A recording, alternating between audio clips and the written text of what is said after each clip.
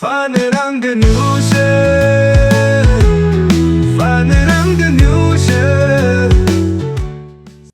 નમસ્કાર દોસ્તો, હું મેહુલ વ્યાસ પનરંગ ન્યૂઝમાં આપનું સ્વાગત કરું છું. આજે આમ તમારે બે ત્રણ વિષયો પર વાત કરવી છે, પણ એ વાત શરૂ કરું એ પહેલા એક નાની અમથી વિનંતી છે કે અમારી ચેનલ થોડાક સમયથી લગભગ 20-25 દિવસથી અમે એના પર નિયમિત કાર્યક્રમો મૂકવાનો પ્રયત્ન કરી રહ્યા છે. તો આપનો સહકાર હોય તો અમને થોડા વ્યૂઝ વધારે મળશે, તો અમને પ્રોત્સાહન મળશે. એટલે એક તો લગભગ 10 વાગ્યાની આસપાસ રોજ રાત્રે 10ની આસપાસ રવિ બારોટના મજેદાર સમાચાર હોય છે, જેની અંદર તમે ગેરંટી આપું છું. એટલે આ કોઈ મોદી સાહેબ જેવી ઉઘડક ગેરંટી નથી, પણ એ તમે સમાચાર જોશો તો જરૂર એમાંથી એક બે સમાચાર તો 100% એવા હશે કે જે તમે આખા દિવસમાં ક્યાંય જોયા નહીં હોય, અથવા તો તમારા ધ્યાનમાં નહીં આવે. અને બીજું તો આ મારો કાર્યક્રમ મેં ચાલુ કર્યો છે, તો ટેન્ટેટિવ મેહુલ વ્યાસ શો નામ રાખ્યું છે. એમાં પણ તમને પણ કોઈ સજેશન હોય તો એ કહેજો, હું એના પર પણ વિચાર કરીશ. તો આજની વાત શરૂ કરતા પહેલા હું તમને એક વિડીયો બતાવવા માંગુ છું. એ વિડીયો તમે જુઓ, પછી આપણે એના પર હું તમારી સાથે વાત. 111 दिन तक उपवास करके उन्होंने जान दे दी अपनी गंगा के लिए. 10 अक्टूबर से जल वाल का नाम सुना है आपने? 111 दिन तक उपवास करके उन्होंने जान दे दी अपनी गंगा के लिए. 10 अक्टूबर से जल भी छोड़ दूंगा पूरी तरह से, और ऐसी स्थिति में दशहरे से पूर्व मेरा प्राणांत हो जाएगा. न भारतवासियों ने सुना, न भारत की सरकार ने सुना. अभी 2018 में गंगा जी को, जिनमें मेरी आस्था माँ के रूप में है, उनको बचाने के लिए तपस्या कर रहा हूँ. मैं ये मानता हूँ कि जो समस्या है वो विकास है. उनका IIT BHU, IIT रुड़की से संबंध था और सेंट्रल पोल्यूशन कंट्रोल बोर्ड के सदस्य थे. 111 दिन तक वो बोलते रहे कि मैं जानता हूँ, मैं इंजीनियर हूँ, मैं सर्चर हूँ, मैं साइंटिस्ट हूँ, मैं सब कुछ हूँ, और मैं खुद सरकारी ओहदे पर था पोल्यूशन कंट्रोल के. मेरी सुनो, तुम अपनी गंगा को मार रहे हो. वो 111 दिन तक बिना खाए पिए बैठे रहे. सरकार ने उनसे बात ही नहीं करी. वो मर गए 2018 एम्स ऋषिकेश में मर गए. नहीं सुना क्योंकि मीडिया ने आपको अभी सुनाया नहीं. ये हम अपने ज्ञानियों की इज्जत करते हैं. किसी और देश में ये होता कि वहाँ का एक टॉप साइंटिस्ट आमरण अनशन पे बैठा हुआ है, जान दे रहा है, सरकार गिर जाती. पर हमें ज्ञान से क्या लेना देना. IITian की भी इज्जत बस इसलिए क्योंकि वो पैसा कमाता है. आपको IITian भी मिल जाए जो पैसा ना कमाता हो, आप उसकी भी इज्जत नहीं करेंगे. 111 दिन तक उपवास करके उन्होंने जान दे दी अपनी. એટલે આ 111 દિવસ ઉપવાસ કર્યા છતાંય તમને ખ્યાલ હોય તો આ જે ગંગા પ્રોજેક્ટ માટે મોદી સરકારે લગભગ એમ કહેવાય છે કે 21,000 કરોડ રૂપિયાનો ખર્ચો કર્યો છે. હું રવિ આવ્યો છે તો હું રવિને પૂછી રહ્યો, રવિ તારા ધ્યાનમાં છે ખરું? તો રવિ, હા, આ ગંગા શુદ્ધિકરણ પ્રોજેક્ટ માટે કેટલો ખર્ચો કર્યો છે એ ખ્યાલ છે? એટલે એ એના અંદાજ પ્રમાણે થતો એને ખ્યાલ નથી, પણ 21,000 કરોડનો ખર્ચો મોદી સરકારે કર્યો. અને ગંગા શુદ્ધ હજી કેટલી થઈ છે એ આપણે જોવા જઈએ તો ત્યાંના જે ગંગા ઘાટ પર રહેનારા લોકો આપણને કહી શકે છે. અને 111 દિવસ જેમણે ઉપવાસ કર્યો છતાં મોદી સાહેબના મનમાં જે પોતાની જાતને ગંગાને મુજે બુલાયા હે કરતા હતા, એમના મનમાં સહેજ અમથું એક પવિત્રતાનું એ ના થયું ને સાહેબનું અવસાન થઈ ગયું. હવે બહુ જ ભણેલા ગણેલા વૈજ્ઞાનિક વ્યક્તિ, IIT રૂડકીના સિવિલ એન્જિનિયર, કેલિફોર્નિયા યુનિવર્સિટીથી પર્યાવરણમાં PhD અને IIT કાનપુરમાં HOD રહ્યા. એ ધારકને તો બહુ શાંતિની યશની જિંદગી જીવી શકતા હતા, પણ એમણે ગંગા માટે 111 દિવસ ઉપવાસ કર્યા અને પછી રામના શરણે જતા રહ્યા. પણ જે રામના નામે સત્તા પર આવ્યા છે એમને સહેજ પણ એની કોઈ અસર ના પડી. હવે આ વાત એટલે કરી રહ્યો છું કે અત્યારે સોનમ વાંગચુકના તો ઉપવાસના ખાલી 16-17 દિવસ થયા છે. એમાં લોકોના પેટનું પાણી હલે એવી શક્યતા તો છે જ નહીં. કારણ કે મોદી સાહેબને અત્યારે બહાર ફરવામાંથી એમાંથી એટલે મજાની વાત તો એ છે કે આવા વિષયો પર પોતે એક નાની ટ્વીટ નથી કરતા. ઠીક, ઇટાલી જેવી મેલોડી ખોડાઈ આવે છે, પણ એ ટ્વીટ નથી કરતા. ઠીક છે, હવે આ નવું ભારત છે એટલે નવા ભારતમાં તો આપણે બધું નોર્મલ છે, આ ન્યૂ નોર્મલ છે મોદી સાહેબના રાજમાં. કારણ કે આપણા જે અમરનાથમાં વ્યસ્ત મહાદેવ એમણે એકદમ પોતાનું લોકેશન ચેન્જ કરી નાખ્યું. અમરનાથની અંદર શિવલિંગ થોડાક જ દિવસોમાં એકદમ ઘટીને નાનું થઈ ગયું. કેટલાક સમાચારો હતા ગાયબ થઈ ગયું. અચાનક ચમત્કાર કર્યો મહાદેવ કે એ સીધું જ જઈને આગ્રામાં એક જણના ઘરના ફ્રીજમાં જઈને ગોઠવાયા. આ જુઓ, ને ગોઠવાયા ને मॉडल में है मतलब बहुत कम हो जाता अभी शिवलिंग मेन बनी है. है वो मैन बनी है ना. हाँ अरे ये तो बहुत छोटी है लल्लू नीचे शिवलिंग मेन है. मेन चौड़ाई है मैन है ना दे वो मन्नो या वो मन्नो जाया गए वो मन्नो कितनी नोक बढ़िया आई तो माना जरिए माते कम दिस रहा माना से दिस रही है वो तो मोड़ी वागी अमी नहीं तो फोटो जब ले गई है कुछ यहाँ फ्रिज में ना फ्रिज चला रहा है भैया हटना जरा अरे सब ने चले गई मुरारी बुरारी बहुत એટલે ઘરની અંદર ફ્રીઝરમાં બરફ એ રીતના જામ્યો છે કે લોકોએ તે પૈસા મૂકવાના ચાલુ કરી દીધા છે. એટલું તો ઓછું હોય એમ પાછો એનો પ્રચાર ચાલુ થઈ ગયો છે. એની અંદર જાણે કે સાક્ષાત મહાદેવ આવીને ત્યાં ચમત્કાર કર્યો છે. हमारे फ्रिज में प्रकट हो चुके हैं भोलेनाथ जी. देखो नगला भोजा खेरिया मोड़ जगह पर ठीक है. तो फ्रिज में अब भोलेनाथ प्रकट हुए हैं. देखो सब आ रहे हैं दर्शन कर रहे हैं. ठीक है. એમના ઘરે આજુબાજુ લોકો દર્શન કરવા આવે છે. ભોળેનાથની કૃપા છે. એમના ચમત્કાર તો ભાઈ ખબર નહીં કોને ખબર પડે. અને અમરનાથની ગુફામાં જેમ પેલા કબૂતર આવે છે એવું કહેવાય છે કે જે અમર કબૂતર છે એ કબૂતરની આશા રાખી રહ્યા છે આ કાકાની વાતમાં. અમે એમના ફ્રીજની અંદર બે કબૂતર જોઈ ગયા. कहाँ से कबूतर आए तुम पता अरे बोले कोई बात है આ દેશની અંદર નરેન્દ્ર મોદી જેવા જ વડાપ્રધાન હોય, ભ્રષ્ટાચારી જ નેતા હોય. કારણ કે આમાં કોકને ઈચ્છા થઈ પોતાના ઘરમાં કરીને એ દિવસના 200-500 ની આવક થઈ ગઈ. ફ્રીજનું લાઇટ બિલ ખર્ચો નીકળી ગયો. એટલો જ ને, બીજો તો એનાથી વિશેષ શું આવે? કોઈ જગ્યા એટલે કેટલા હદે યોગ્ય છે. હમણાં એક મેં વિડીયો જોયો હતો કે જેની અંદર એક મંદિરનું કન્સ્ટ્રક્શનનું કામ ચાલતું હતું. એટલે ત્યાં એક ઝાડ ડાળખું સુકાયેલું પડ્યું હતું એ ત્યાં સાઈડમાં ખુલ્લી જગ્યામાં મૂક્યું. કોક હોશિયારે જઈને એના ઉપર 2-4 ચુંદડીઓ ચોંટાડીને થોડીક દિવસોમાં તો લોકો તે ચુંદડીઓ બાંધવા આવી ગયા.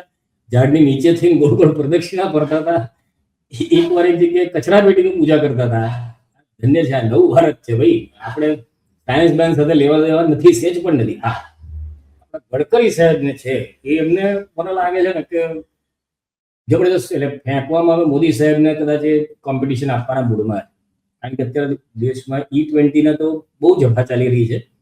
એનો એક ન્યૂઝ ચેનલનો વિડીયો છે, જોજો તમારી પાસે સમય હોય તો. સારો વિડીયો છે. એની અંદર ગડકરી સાહેબ કશું બોલી નથી શક્યા કારણ કે આજે જઈ રહ્યા હતા ઉત્તર પ્રદેશમાં એક બહુ મોટી 3600 કરોડની યોજનાનો હાઈવે બનાવ્યો છે એનું ઉદઘાટન કરવા માટે. એટલે એ રાજનાથસિંહ પછી પેલા જે યોગી બનીને બેઠા છે એ બધા ત્યાં પહોંચવાના હતા. અને ત્યાં જઈને અમે નાની વાત તો નાનું ફેંકે તો એમનો મેળ પડે. એટલે એમણે ફેંક્યું છે કેવું છે, 2 વિડીયો છે, બંને વિડીયો તમે જુઓ. એક તો પહેલા છે ને આપણા દેશના રસ્તાઓ જે છે અમુક જગ્યાએ રસ્તાઓ પોતે સુસાઇડ કરી રહ્યા છે. આમાં ખરેખર ગડકરી સાહેબ કોઈ વાત નથી. આ જે કાર આ રીતે ખાડા રસ્તા ખરેખર કાર ઉપર કેસ થવો જોઈએ કે એને રસ્તાને નુકસાન પહોંચાડ્યું.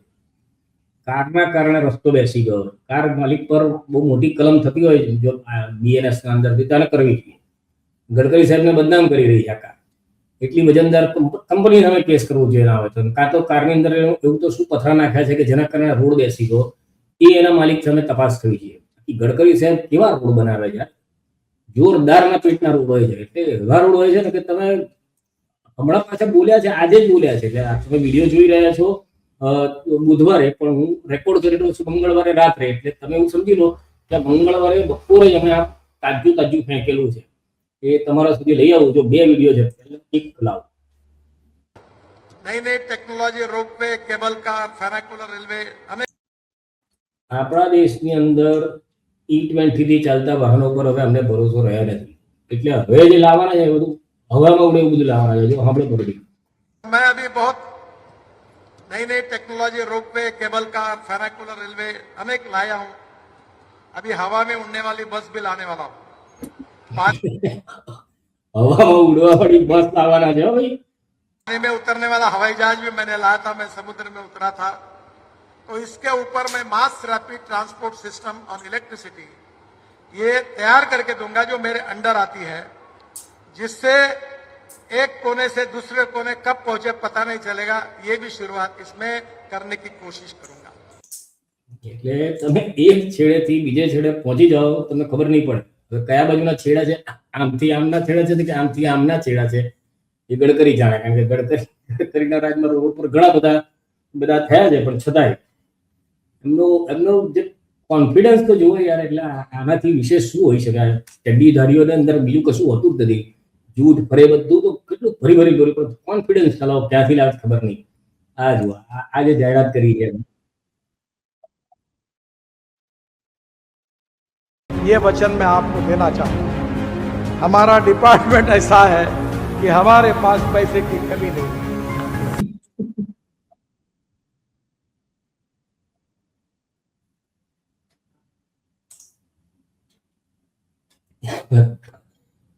ગઈનું કેવું એવું છે કે ભાઈ માંગવાવાળા થાકી જશે, અમે નહીં થાકી આપવા. ટેકનિક अमेरिका के बराबर होंगे, ये वचन मैं आपको देना चाहता हूँ। हमारा डिपार्टमेंट ऐसा है कि हमारे पास पैसे की कमी नहीं है। मैं अक्सर कहता हूँ कि मांगने वाले थक जाएंगे और मैं देने वाला थक नहीं सकता।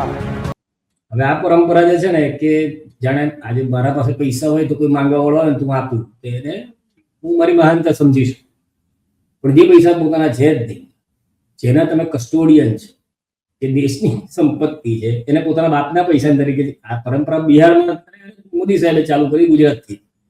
બોલો તમે કેટલા, બોલા તારા બાપા દામોદરદાસ મોદી મૂકી ગયા હતા પૈસા? પૈસા પ્રજાના પૈસા છે, પ્રજાના કામ માટે વાપરવા છે, એમાં હું આપું છું એવો ભાવ જ કઈથી હોય છે. આ લોકો ચોર જે હોય ને એને આવું જોઈએ, કારણ કે કોકનાથી ચોરી કરેલી હોય ને એ માલ પછી એમનો જ સમજે. એટલે આ ભાઈ અત્યારે કહી રહ્યા છે કે હું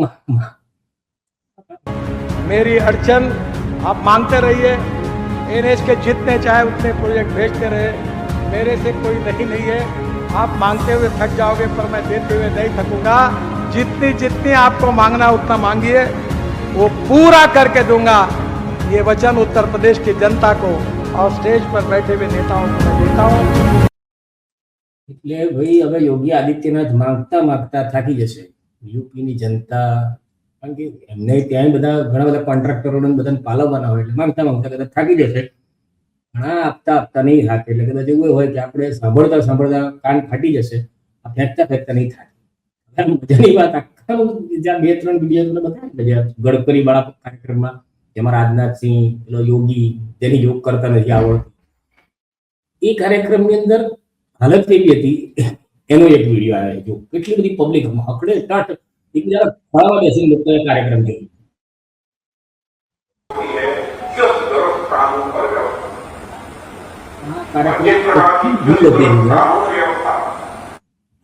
રાજનાથસિંહ નો અવાજ બંધ કરી દઉં તો આ જુઓ તમે કેટલી જબરદસ્ત ભીડ છે. એકબીજાના ખભા પર 2-3 જણા બેઠા છે, એટલા બધા લોકોની સામે ગડકરી સાહેબે મોટી મોટી વાતો કરી. ઉડતા તીર લેવાના છે, ખાલી પ્રજાએ લેવાના છે. બાકી વાત તો હવે એટલી જ છે કે સોનમ વાંગચુકના 16 દિવસ થયા છે, 17 દિવસ થશે આજે ઉપવાસ, પણ સરકારને કંઈ પણ એ મામલે ચિંતા નથી, કારણ કે સરકારે ગંગા માટે 111 દિવસ ઉપવાસ કરનાર પ્રોફેસર જીડી અગ્રવાલને મરવા દીધા ત્યાં સુધી એમણે કંઈ કર્યું નહીં. હજી એ કશું કરતા નથી, સરકારી તંત્ર કશું કરી નથી રહ્યા. આ રીતે જ આ દેશ ચાલવાનો છે, કારણ કે આપણા ત્યાં ફ્રીજમાં ભગવાન પેદા કરનારા અને આ બધા પ્રકારના જેમને રામ મંદિરમાં ચોરી થાય એની સાથે વાંધો નથી, ભ્રષ્ટાચાર થાય એની સાથે વાંધો નથી, એવા લોકોને આંકડો મોટો છે, કારણ કે એ પણ આના લાભાર્થીઓ છે, જે નાનો મોટો લાભ લઈને એ આ દેશની જનતાને મૂર્ખ બનાવી રહ્યા છે. તમને શું લાગે છે આ ગડકરી હવે કેવો પ્રકારનો રોડ અને ગુજરાત માટે શું આપે છે બધું પછી કોમેન્ટ કરીને જણાવશું. બાકી અમારી સાથે જોડાયેલા રહેજો, નિયમિત અમારા વિડીયો જોજો, અમારા વિડીયોમાં સુધારવા જેવું લાગે તેની કોમેન્ટ પણ કરજો, તો અમે એના પર પણ પ્રયત્ન કરીશું. અમારી બહુ મોટી ટીમ છે, હું ને રવિ 2 જણની, એટલે અમે થાય એટલું પ્રયત્ન કરીશું કે અમારાથી જે કંઈક સારું થાય કરીએ. તમારો સહકાર હશે તો તમે પણ અમારી ટીમના સભ્ય જ છો એવું અમે ગણીશું. તો તમે અમને વૈચારિક સપોર્ટ આપી શકો છો. અમારા વિડીયોને બીજા લોકો સુધી મોકલીને, વિડીયોને લાઈક કરીને, વિડીયોને જોઈને બધી રીતે તમે સપોર્ટ કરી શકો છો. અને અમારું જોઈન બટન છે જેની અંદર કોઈ મેમ્બરશિપ વાળાને એ અલગથી અમે વિડીયો બનાવવાના નથી, કારણ કે મોટી ટીમ છે એટલે નહીં પહોંચી વળીએ. પણ અમને જો આર્થિક સહાય કરવું હોય તો જોઈનનું બટન દબાવજો તો 119 રૂપિયાનું છે, એમાંથી અમને 60% રૂપિયા મળશે, બાકીના યુટ્યુબ લઈ જશે. પણ જે પ્રકારે થઈ શકે એ પ્રકારે સહયોગ કરો, વિડીયોને લાઈક કરો, ચેનલને સબસ્ક્રાઇબ કરો, લોકો સુધી પહોંચાડો. બસ અત્યારે આટલું જ. ભારત માતા કી જય. ફન રંગ ન્યૂઝ